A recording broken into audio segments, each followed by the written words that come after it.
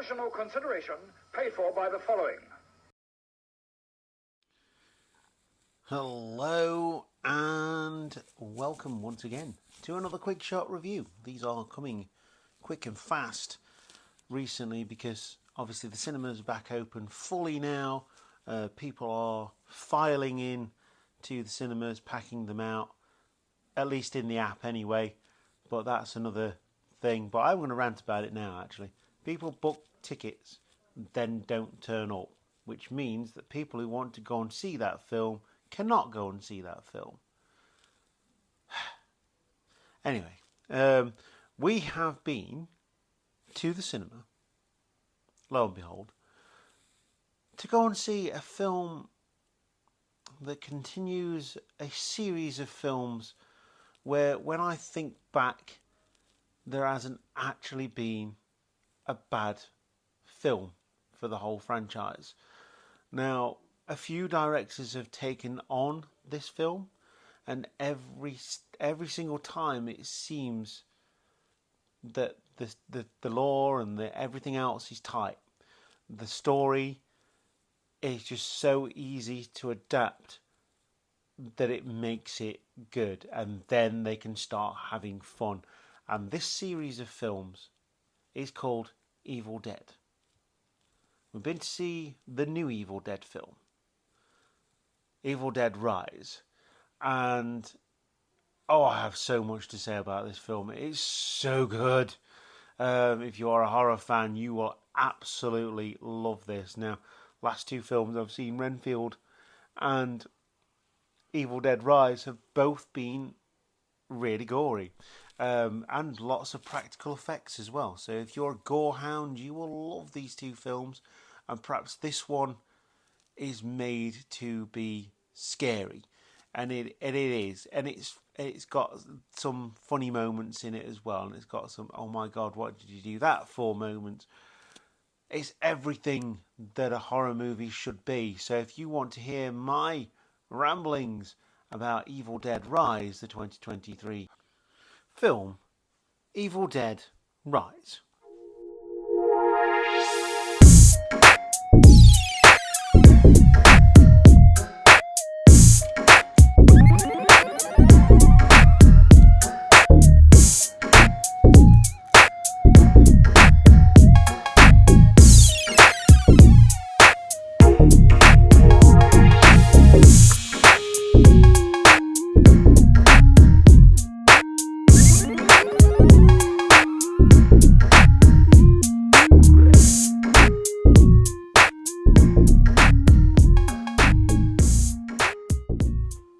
So, Evil Dead Rise, as I mentioned earlier, is a 2023 film. It does have a new director in at the helm of this one, called Lee Cronin, and it is, without doubt, one of the best films I have seen in a very, very long time.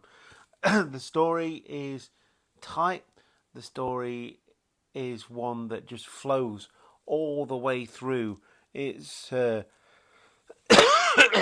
just over hour and a half, 90-minute runtime, and it brings everything. It's a love letter to the original Evil Dead film, in that it does bring back quite a few things. It does go boldly enough to change the setting of Evil Dead. Now, Evil Dead films, the cabin in the woods and the evil fog go together like bread and jam.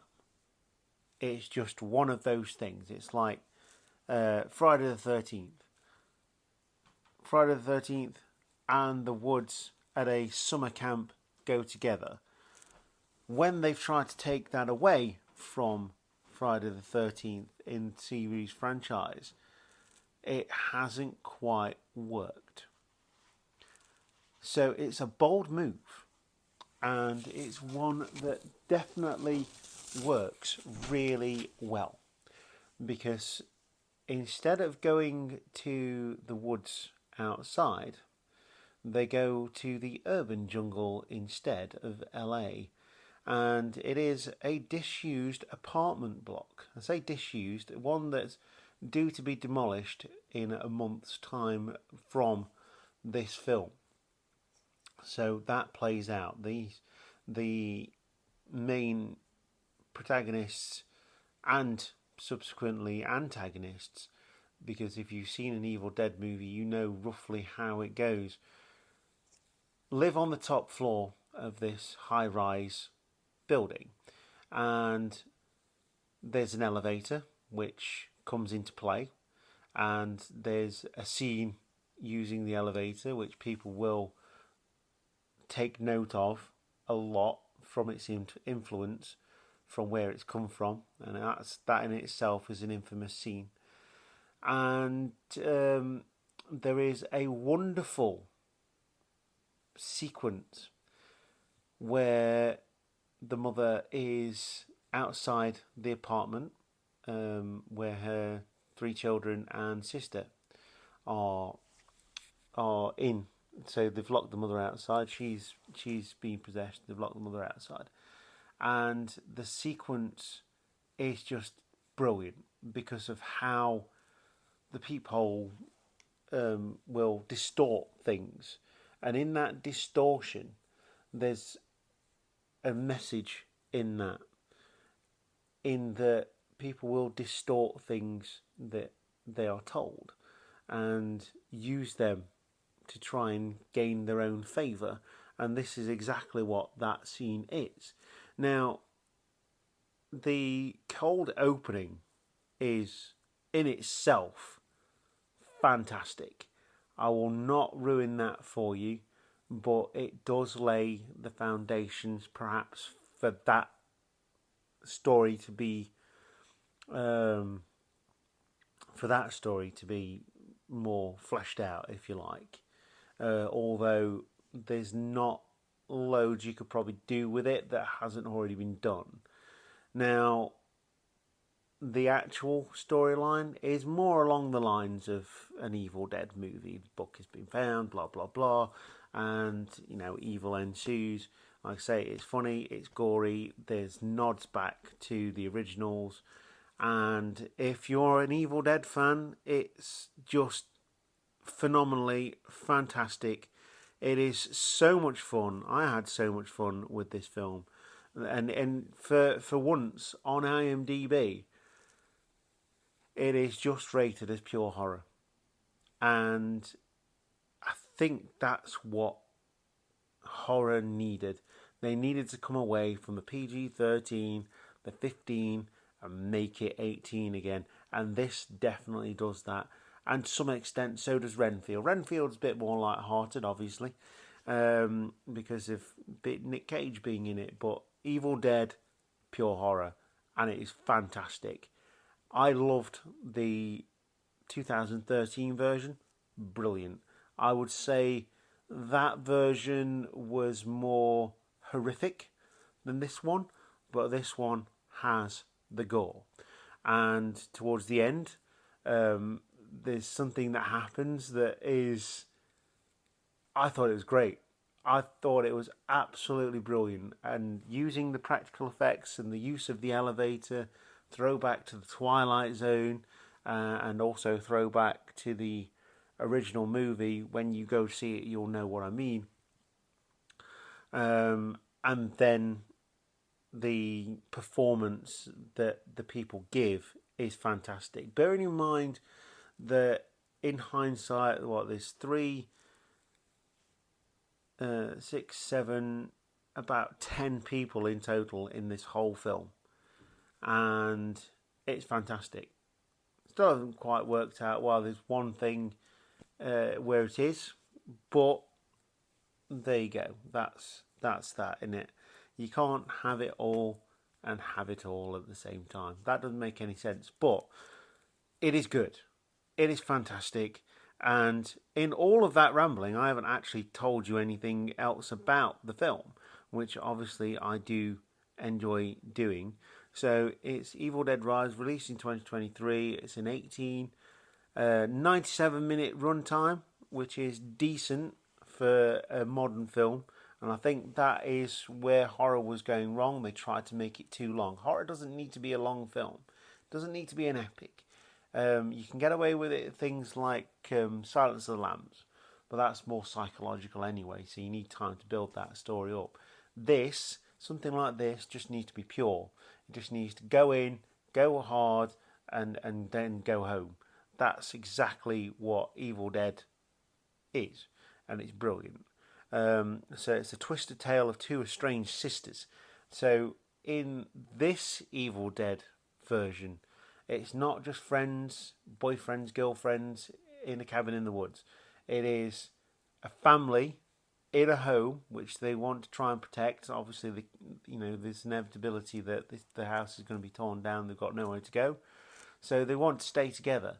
And in that thought, if they're taken over by demons, there's a thought there that makes it a lot harder to do the necessary things that you need to do. It's something that's played on quite a lot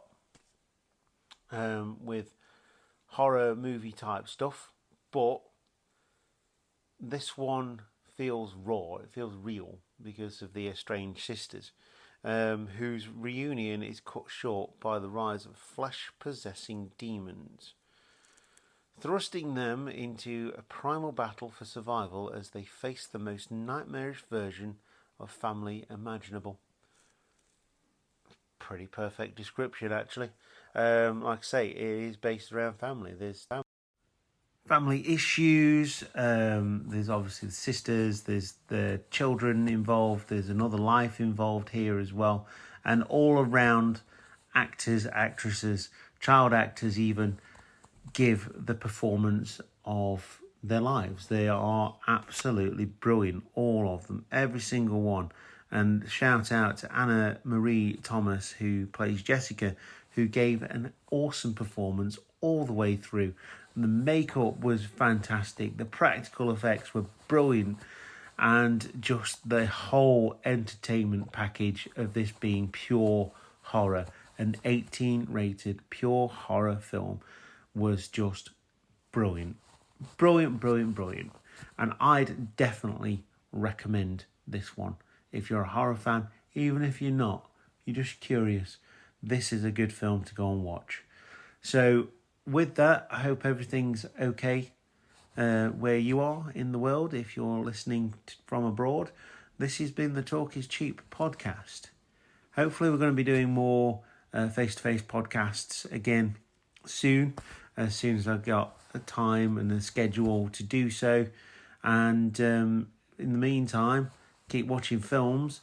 And if you're going to watch this film, do tell me, because I love to hear from you guys and girls and non-binary pals, because this is what makes the world go round. This is one of the entertainment phenomenons that has swept the world for over a decade now, is cinema, movies, moving pictures, and I absolutely love it. So Evil Dead Rise, I would definitely go and watch this one. It's brilliant. Absolutely fantastic. Loved it from start to finish. So many nods here and there to past franchise entries. And like I said right at the beginning, it's one of those franchise series of movies that I don't think there's a bad entry. I really don't. Evil Dead 2 is even better than Evil Dead 1, which is very rare. Army of Darkness is just really fun. And then we go into the darkness with Evil Dead 2013 and then this. It's phenomenal how this simple story can be done so many different times by so many different people that it's just continues to be good. And in all of that as well, I forgot to mention Ash versus the Evil Dead, because that is fantastic as well, and available on streaming services. So yeah, if you want to get yourself some Bruce Campbell goodness, why not? And with that, I hope you're having a good day and a good time. Nearly halfway through the year. You've been the Cheap Shot Nation. I have been your host, Luke, and I will see you next time. Thank you very much. Goodbye.